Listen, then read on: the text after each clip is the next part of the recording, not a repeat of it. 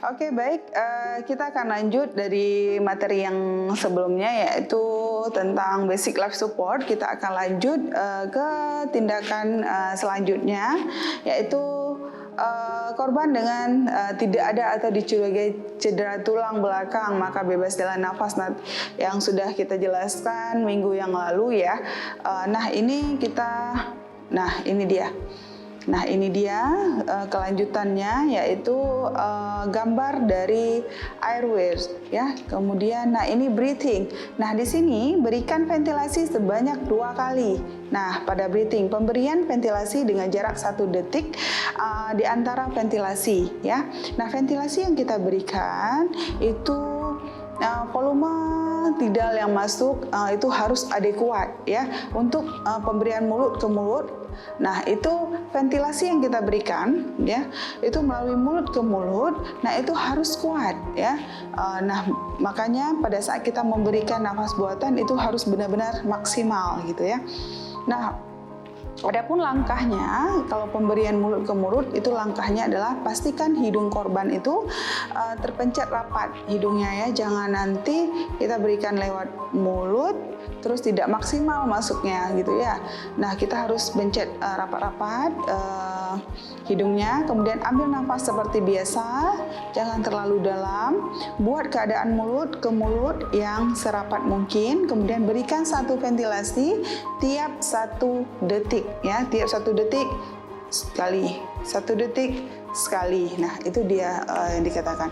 Karena ventilasi itu kita lakukan adalah seperti pada bayi umumnya ya, yang kita lakukan. Misalnya kita tekan, lepas. Nah, seperti itu juga kita lakukan pada mulut ke mulut. Jadi kita tarik nafas, berikan, tarik nafas, berikan ya. Kemudian kembali ke langkah ambil nafas hingga berikan nafas kedua selama 1 detik. Nah, seperti itu dan sampai berkelanjutan.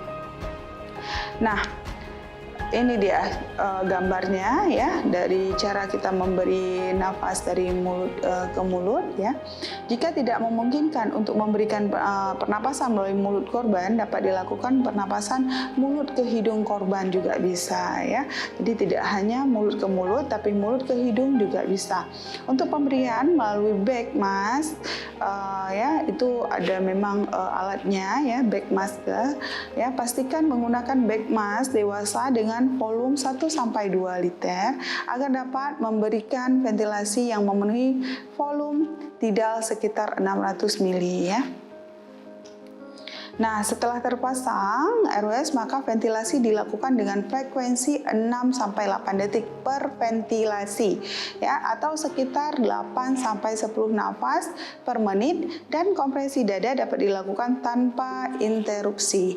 Jika pasien mempunyai jenuh nadi namun membutuhkan pernapasan bantuan ya, ventilasi itu dilakukan dengan kecepatan 5-6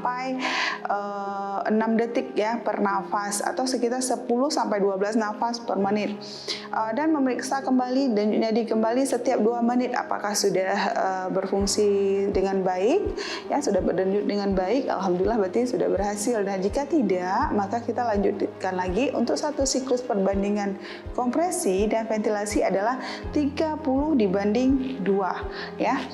Setelah terdapat advanced airway, kompresi dilakukan terus-menerus dengan kecepatan 100 kali per menit dan ventilasi tiap 6-8 detik dalam 6-8 detik itu per kalinya ya.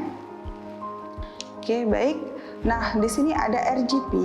RGP juga terus dilakukan hingga alat defibrilasi otomatis datang gitu ya. Jadi harus tetap selalu dilakukan ya, resusitasi jantung. Kemudian atau petugas ahli datang. Bila harus terjadi interupsi, petugas kesehatan sebaiknya tidak memakan ya lebih dari 10 detik. Jadi tidak boleh lebih ya, jangan sampai berlarut-larut. Kecuali untuk pemasangan alat defibrilasi otomatis atau pemasangan advanced airway ya. Alat defibrilasi otomatis itu penggunaan sebaiknya segera dilakukan dilakukan setelah alat tersedia atau datang ke tempat kejadian ya. Kemudian penggunaan program atau panduan yang telah ada. Kemudian kenali apakah ritme tersebut dapat diterapi kejut atau tidak ya. Jika iya, lakukan terapi kejut sebanyak 1 kali dan lanjutkan RGP ya selama 2 menit dan periksa ritme kembali. Namun jika ritme tidak dapat diterapi kejut, lanjutkan RGP ya selama 2 menit dan periksa kembali ritmenya. Jadi selama kita melakukan RGP ya, periksa selama 2 menit, diperiksa lagi ya. 2 menit diperiksa kembali apakah sudah bernafas dengan normal ya, nadinya sudah normal ya. Nah, lakukan terus langkah tersebut hingga petugas dari misalnya Advanced Cardiac Life Support-nya datang gitu ya. Nah, atau korban mulai bergerak. Jadi terus dilakukan ya. Kemudian saat dilakukan 2 menit, periksa kembali ritmenya, kemudian diperiksa kembali apakah pasiennya sudah bernafas dan nadinya sudah normal. Oke, baik, terima kasih untuk pertemuan ini dan kita akan lanjutkan dengan pertemuan selanjutnya.